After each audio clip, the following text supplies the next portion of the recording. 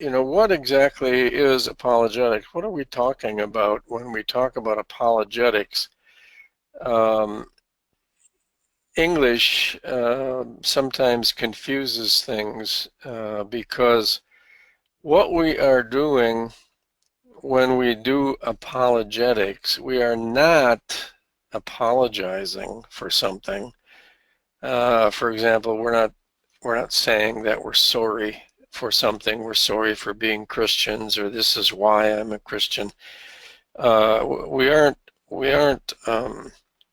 doing anything of that sort. The word actually apologetics comes from the Greek word, which is transliterated as apologia, which means a defense. So when someone makes a defense of a charge against them, for example, the Greeks called that an apologia. So when you're talking about apologetics in relationship to Christianity, we're talking about defending the faith. And again, this is not necessarily something new to you, but I just wanted to make sure that we're all on the same page here. Um, we are talking about defending the faith.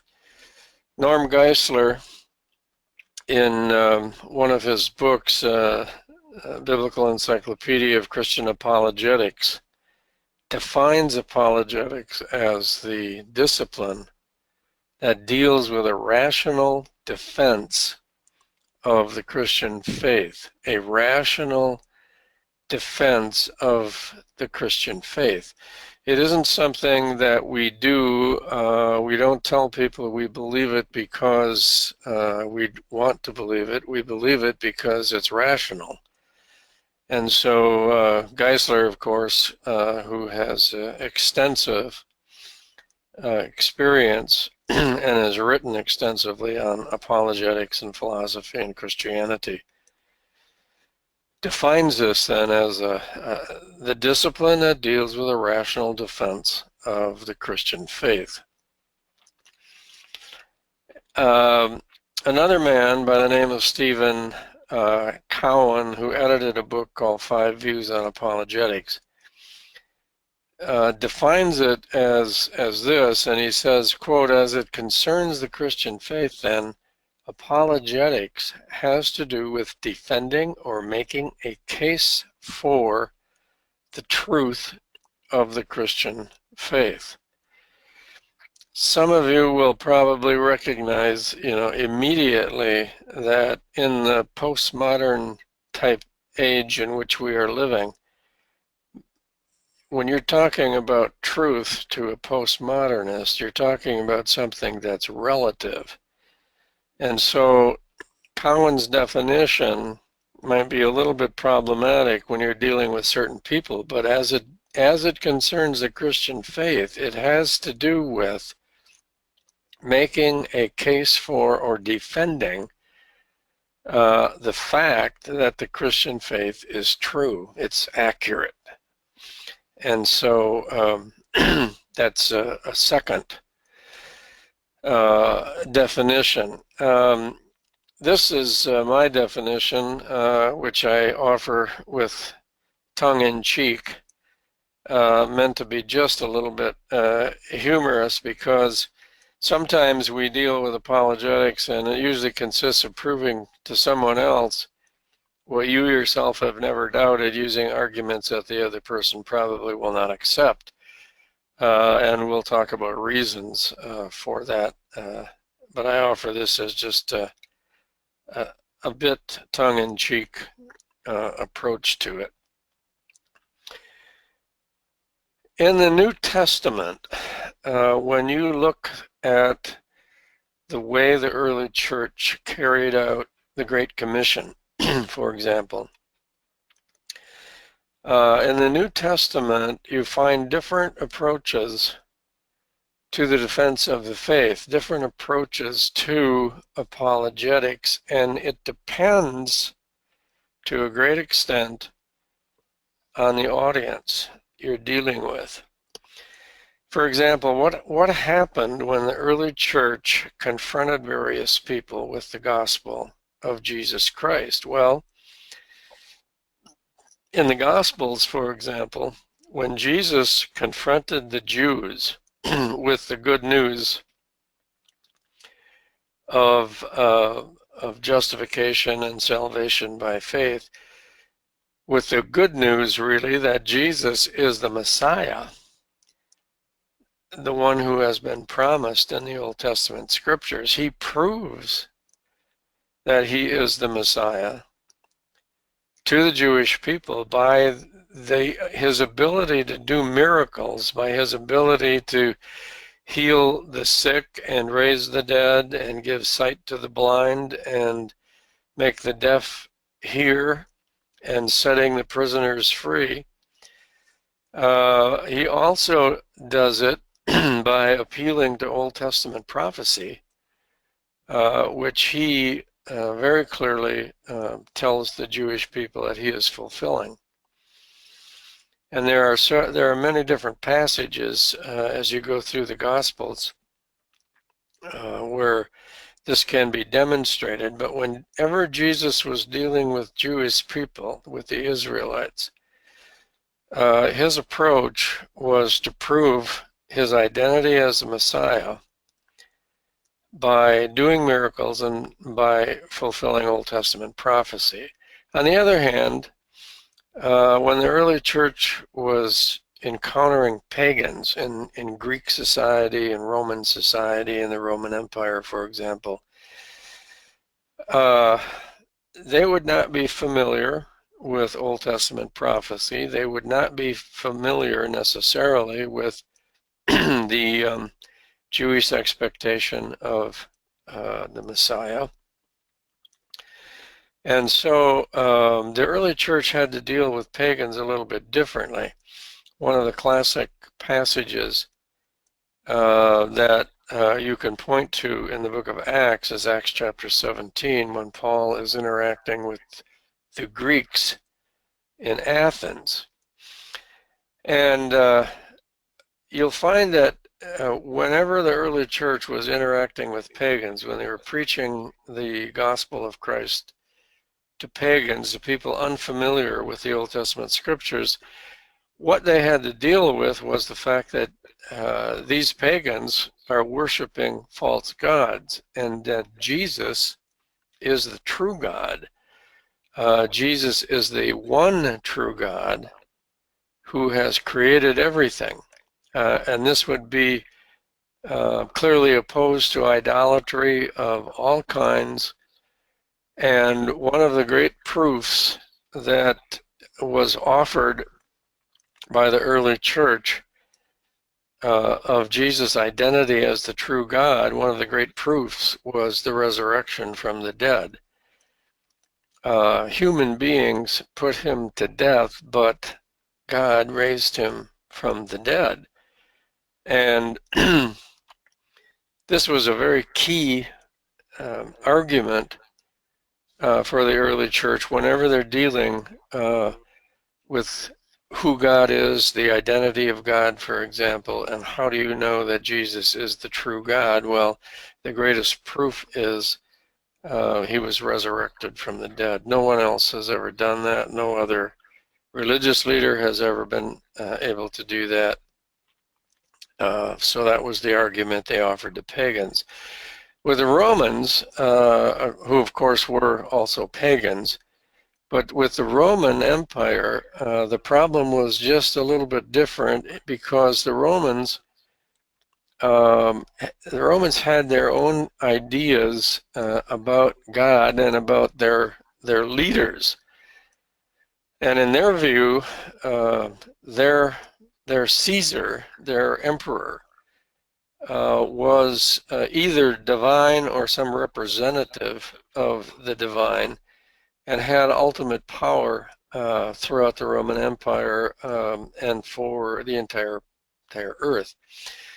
So when the early church is dealing with Romans, they had to argue and had to defend that Jesus is really sovereign. Jesus is Jesus is deity. Jesus has power and authority over even the Roman emperor. However, Jesus' kingdom is not of this earth. And so while Jesus is sovereign, they were arguing that Christians are still law-abiding people. Jesus himself told his followers, that you render unto Caesar what is Caesar's, but you render unto God what is God. And so while Jesus is still the King of Kings and Lord of Lords, Christians can still be and are law-abiding people as long as the law does not ask a Christian to do something that is ungodly, unbiblical, or immoral.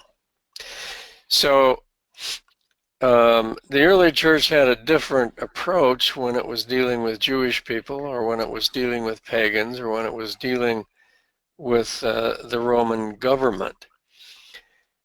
There, of course, were, as the church began to be established and began to spread and began to grow, there were deviations from the apostles' doctrine that would occur from time to time. It's something that I've called on this slide Christian deviations from the revealed truth either of Jesus Christ or the revealed truth from the apostles.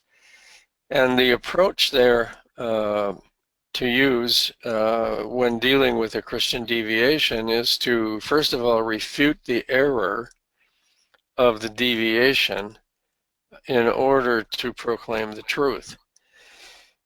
One of the things that I think contemporary apologetics has to do quite a bit of is exactly that, dealing with Christian deviations. There are branches of Christianity, sects, sometimes even cults, develop because of certain deviations from biblical truth that was revealed, first of all, by Christ, and secondly, by the apostles. So we have to know the truth. We have to be able to proclaim the truth. We also have to know what the deviation from the truth is, and we have to be able to refute the error using the scriptures that have been given to us. So when you go through the New Testament and you look at different situations, the early church proclaiming the gospel and answering questions or charges that Jesus is not the Messiah, charges that Jesus is not God, charges that Jesus is usurping authority from the emperor, or whatever it happens to be. Know that depending upon who you're dealing with, you have to use a different approach. It isn't that you change the message, but you're changing the defense of the message by taking into account the person you're dealing with. So, a couple of things that we need to note before we move on, and that about New Testament apologetics. According to the passages that I've cited here, I just want us to operate from these presuppositions or these understandings about apologetics. Christianity, number one, Christianity is God's final word to mankind. Hebrews 1 tells us that God spoke to the fathers in various ways at various times, but now he has spoken to us through his Son, or by means of his Son. And so what we're dealing with when we present the gospel to people and when we defend the truth of Christianity, we're dealing with God's final word to mankind. Secondly, Christianity is exclusive. One of the more popular ideas today, even among Christians, is that it doesn't matter what your religion happens to be, all religions lead to God. We're all dealing with the same God. We all worship the same God. We just call him something different. That simply is false. That is not a true concept. And John 14:6, from Jesus' own lips, tells his disciples that he is the way, the truth, and the life, and no one comes to the Father except through him. So Christianity is exclusive. It leaves no other choice. Third thing we need to understand is that Christ is the one and only mediator between God and man. 1 Timothy 2:5 is very, very clear about that. The one and only mediator between God and man. Mary is not the mediatrix. A priest is not a mediator.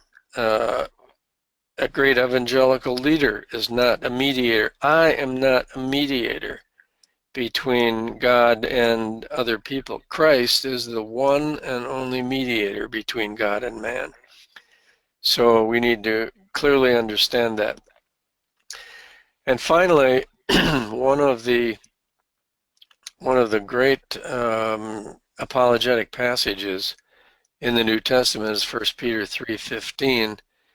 The NASB has translated it this way: but sanctify Christ as Lord in your hearts, always being ready to make a defense to everyone who asks you to give an account for the hope that is in you, yet with gentleness and reverence. And notice that the way that this is written and the order in which these phrases are put together by Peter under the inspiration of God is that the first thing that is necessary is to sanctify Christ as Lord in your hearts, to set aside Christ as Lord, to follow Jesus Christ as your Lord and Master. We have to be committed to that.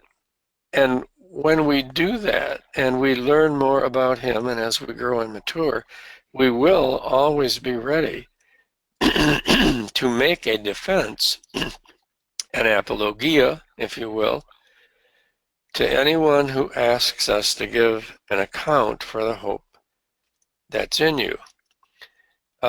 So we don't prepare ourselves to do apologetics by taking courses in apologetics. In a sense, we do, but what I'm trying to say is we prepare ourselves by following Christ as Lord first, and then being ready to make a defense to everyone who asks us to give an account for the hope that's in us. Yet we do it with gentleness and reverence. We don't do it in an argumentative way. We don't do it in a sense that I've got the truth and you don't, I'm right and you're wrong. We do it with gentleness and reverence. We're dealing with another human being who's made in the image of God, and so we do the apologetics.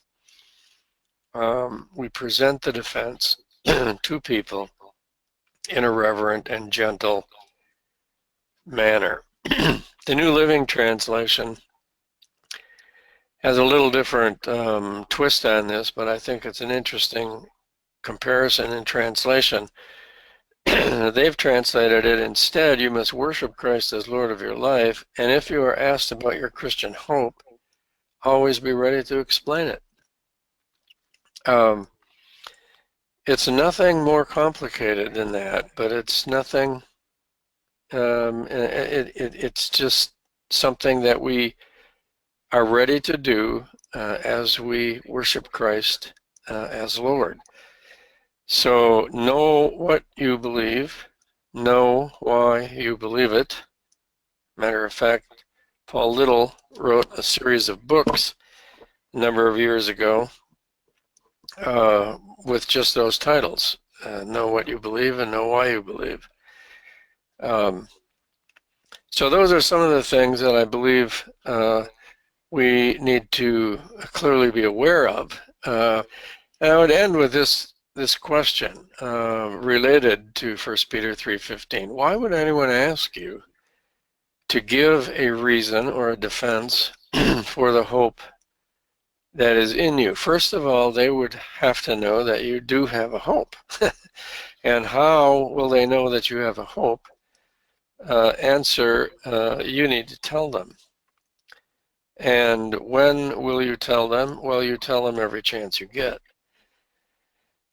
This is sort of a segue into the next section that I want to deal with about evangelism and apologetics. So just by way of summary, so we don't get lost in the weeds as we continue with another PowerPoint presentation, the summary of what I'm trying to say here is, first of all, New Testament apologetics was always done in the context of evangelism and witnessing. In other words, there wasn't a separate part of the church that dealt with only apologetics, and somebody else over across the street did all of the evangelism and witnessing. Apologetics was done in the context of evangelism and witnessing. Jesus told his followers, you will be my witnesses in Jerusalem and in Judea and Samaria and to the uttermost parts of the earth. You will be my witnesses. And so as the early church went out witnessing, as they told people the good news of Christ, questions came up, challenges to the gospel and to the faith would come up by people hearing them, either by Jewish people or by pagan people, by the Greeks or by the Roman Empire. Whoever it happened to be, challenges to the gospel and the faith were then answered for clarification. That's apologetics. So there's a very close connection. And the thing that I want us to have clearly in mind is that apologetics was never an end in itself. Apologetics was never an end in itself. Apologetics are done in response to questions that people have about the gospel or about Jesus Christ or about the Christian faith. It's always related to something else that we are proclaiming or teaching. People are not won to faith by elegant and sophisticated arguments. People are won to faith by the Holy Spirit drawing them to the Father, to the Son, and to the good news of substitutionary atonement. It's the gospel, it's the power of God for salvation to everyone who believes.